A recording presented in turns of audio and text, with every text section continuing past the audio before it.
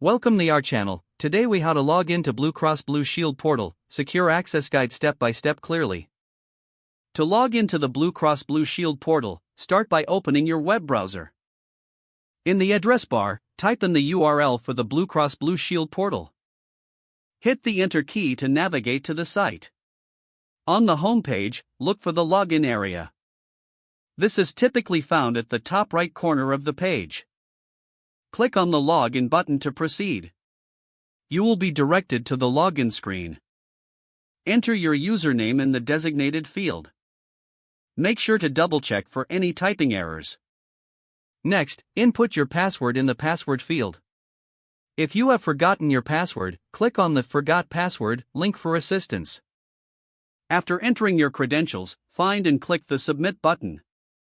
Once submitted, you may be redirected to a security verification page.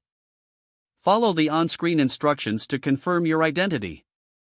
After completing any verification steps, you will gain access to your account.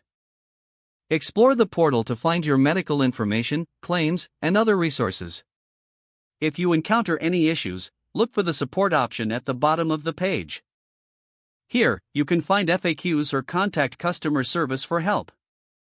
If the page does not load, refresh the browser or try again in a private or incognito window. Make sure you are using the correct email address, then retype it carefully to avoid small typos. If your password is not accepted, use the reset option and create a new strong password you can remember.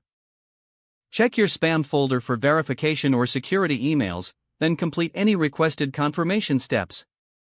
Enable two-factor authentication if available to improve account security and reduce unauthorized access risk. After signing in, review your profile details so your contact information and settings are accurate and current. If you see an error message, note it down and try again after restarting your device and internet connection. Log out when you finish, especially on shared devices, to keep your account and payment information secure. If the page does not load, refresh the browser or try again in a private or incognito window.